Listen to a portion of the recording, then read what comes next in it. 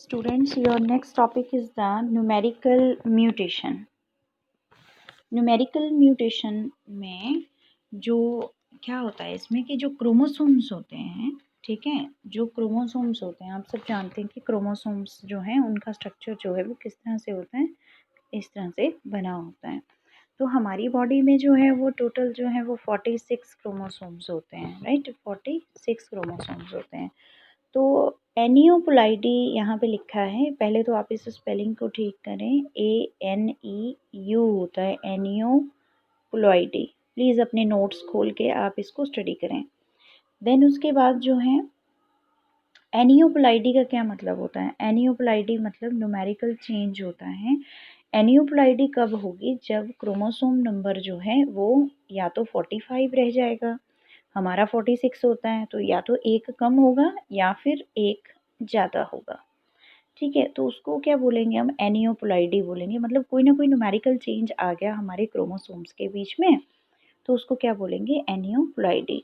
तो इसमें डिफरेंट बताया है एनियोपुलाइडी के बारे में कि एनियोपुलाइडी रिप्रेजेंट करती है क्रोमोसोम नंबर डिफरेंट, ठीक है, क्रोमोसोम नंबर को बिल्कुल डिफरेंट रिप्रेजेंट करती है then a multiple of basic chromosome number. उसके बाद है यूप्लॉइड। यूप्लॉइड कंटेन वन और more full sets of chromosomes. Euploid में क्या होता है कि ज़्यादा सेट्स होते हैं क्रोमोसोम्स के, और एनियोप्लॉइडी में क्या होता है कि कम सेट होते हैं क्रोमोसोम्स के। Aneuploidy can be either due to loss of one और मोर क्रोमोसोम्स। एनियोप्लॉइडी में जो है वो एक या एक से ज़्यादा क्रोमोसोम्स का लॉस होता है, ठीक है। या कैसे होता है लॉस, उसमें या तो एडिशन हो जाती है वन क्रोमोसोम की, या फिर जो है वो कंप्लीट क्रोमोसोमल कॉम्प्लीमेंट हाइप्रोप्लॉइडी, जैसे कि अगर एक कम होता है, हमारे क्रोमोसोम्स का फॉर्मूला है 2n, ठीक है। अगर एक कम होता है, एक क्रोमोसोम कम होता है, तो हम इस प्रोसेस को क्या बोलेंगे, 2n-1 को क्या बोलेंगे, मोनोसोमी। क्या बोलेंगे, मोनोसोमी। उसी तरह से जो है अगर जो है वो 2n-2 है, 2n-2 है, तो हम क्या बोलेंगे, नलीसोमी।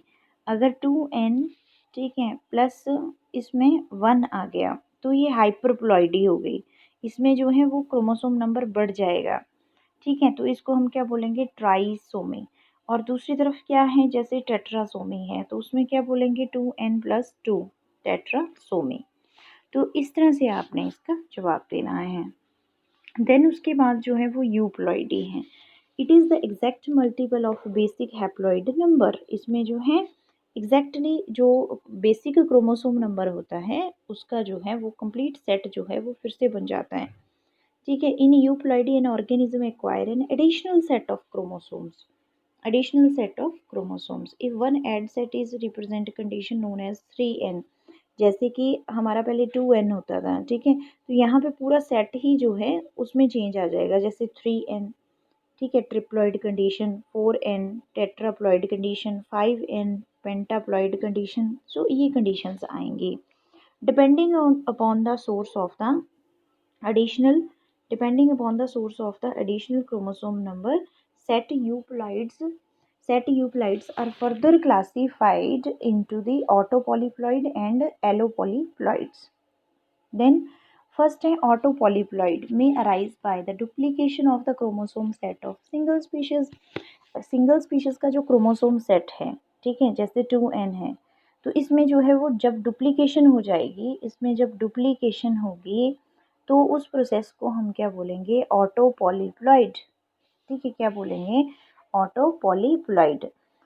देन उसके बाद है allopolyploid. Allopolyploid are produced from the hybridization of two closely related species having chromosomal set A and B. Suppose हमारे पास स्पीशीज हैं ए और बी, इन दोनों के बीच में जो है क्रॉसिंग करवाई हमने, ठीक है। तो क्रॉसिंग करवाने के बाद जो है जो हमारे पास हाइब्रिड बनेंगे वो क्या क्या बनेंगे, ए और बी के हाइब्रिड्स बनेंगे, ए और बी के हाइब्रिड्स बनेंगे।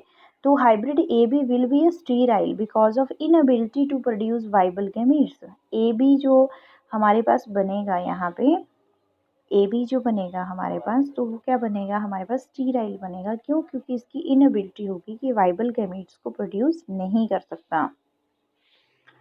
देन इसके बाद जो है वो हमारे पास जो है वो नेक्स्ट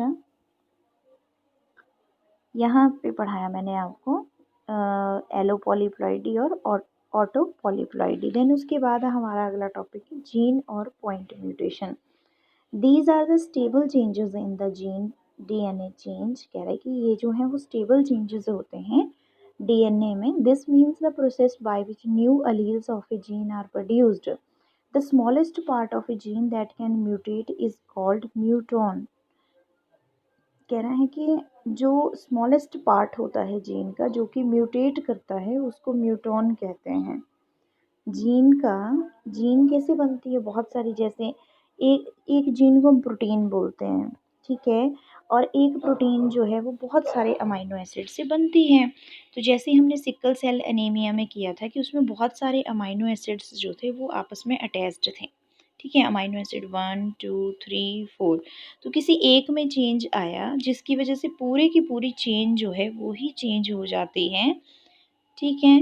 तो यहाँ पे आपको पता है कि यहाँ पे ग्लूटामिक एसिड था, सिकल सेल एनीमिया में ग्लूटामिक एसिड था जिसकी जगह पे क्या आ गया था, वेलिन आ गया था। तो हमें डिजीज़ हो गई थी कौन सी, सिकल सेल एनीमिया, ठीक है। जब इस पूरी प्रोटीन में जब चेंज आता है तो उसी तरह से बोला है कि the smallest part of a gene that can mutate, एक इतना सा पार्ट है जिसमें एक छोटा सा चेंज आया, स्मॉलेस्ट पार्ट है जीन का, दैट कैन म्यूटेट, जो कि म्यूटेट कर गया, जिसको हम म्यूटोन कहेंगे। तो इसका एग्जांपल दिया है उन्होंने, sickle cell anaemia and frame shift mutation. Frame shift mutation, frame shift mutation के बारे में कुछ बताना चाहूँगी आपको कि सपोज हमारे पास जीन्स हैं, यहाँ पे है हमारे पास एडिनिन, थायामिन, गुयानिन, ठीक है, फिर आगे नेक्स्ट है गुयानिन, एडिनिन, थायामिन। तो फ्रेम शिफ्ट म्यूटेशन क्या होती है, सपोज हमारा जो है वो यहाँ पे जी जो है यहाँ पे चेंज आता है, ठीक है, जी जो है वो चेंज कर गया, आगे चला गया, तो फ्रेम शिफ्ट होगा। इसमें क्या होगा, जैसे ए टी, फिर यहाँ पे जो है ये जी आगे चला गया, जी आगे चला गया, फिर अगला जी, फिर ए, ठीक है।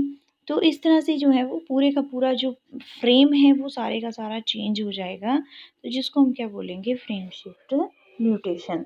Mutation can also be divided on the basis of the types of the cell. First is the somatic mutation. Somatic mutation होती है जब हमारे somatic cells में जो है वो change आता है।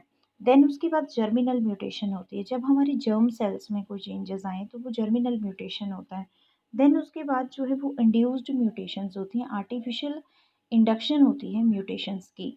जैसे इसमें फर्स्ट आ गया केमिकल म्यूटाजेंस, ठीक है, कुछ केमिकल्स की वजह से जो चेंजेस आएंगे हमारे जीन में।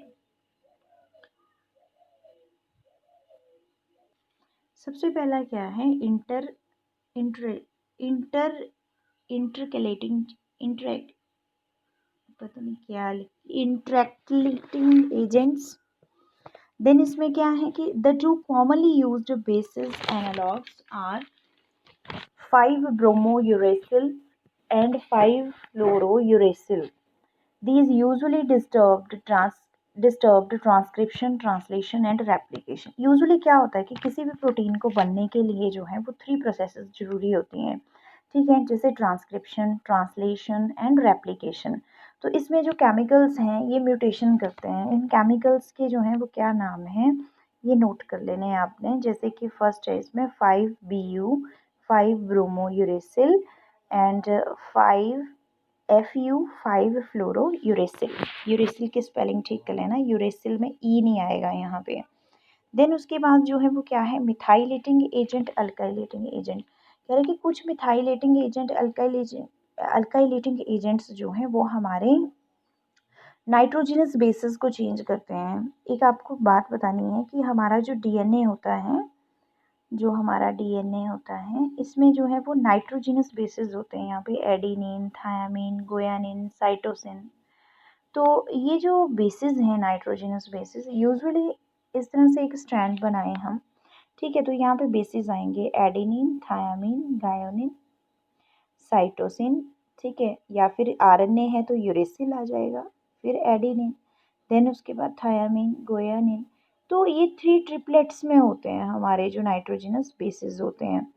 तो ये एक जीन है, ठीक है जी, ये एक जीन है। तो यहाँ पे चेंजेस आने हैं, म्यूटेशंस क्या हैं, इसमें चेंजेस आएंगे किसी भी पॉइंट पे। तो सपोज यहाँ पे कोई मिथाइलेटिंग एजेंट आ गया, नाइट्रोजन मस्टर्ड आ गया, या फिर मिथाइल ग्रुप कोई आ गया, तो ये क्या करेगा कि जो ये नाइट्रोजनस बेसिस हैं डीएनए के ऊपर, ये जो नाइट्रोजनस बेसिस हैं इनके ऊपर जो है वो चेंजेस करेगा, ठीक है। जैसे एक एग्जांपल है साइटोसिन की और मिथाइलेशन की। Sorry, 5-methyl cytosine which prevents the separation of the DNA strands for replication and transcription।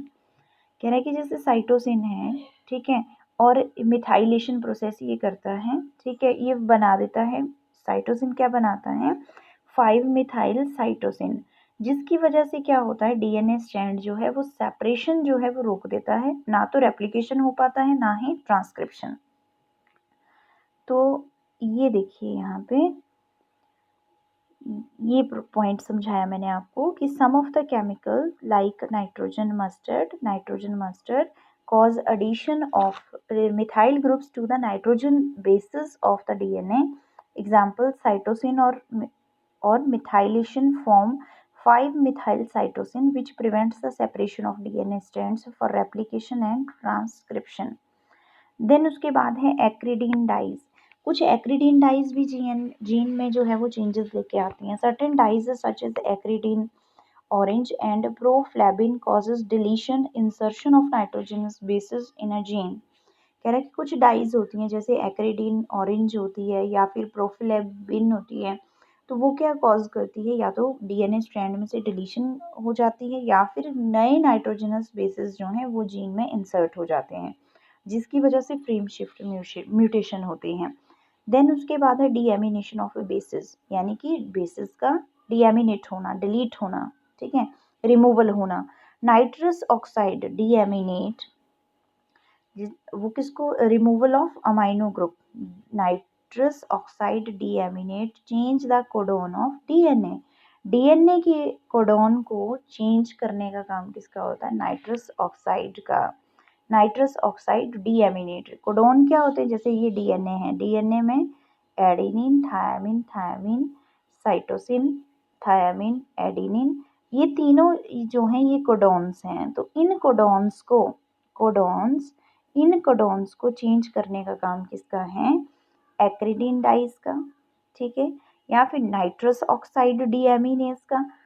तो ये सारे जो थे वो केमिकल इंटरेक्शंस थी, केमिकल्स की वजह से जो डीएनए में चेंजेस आते हैं उनकी वजह से म्यूटेशंस होती हैं। नेक्स्ट हम करेंगे फिजिकल म्यूटेशंस।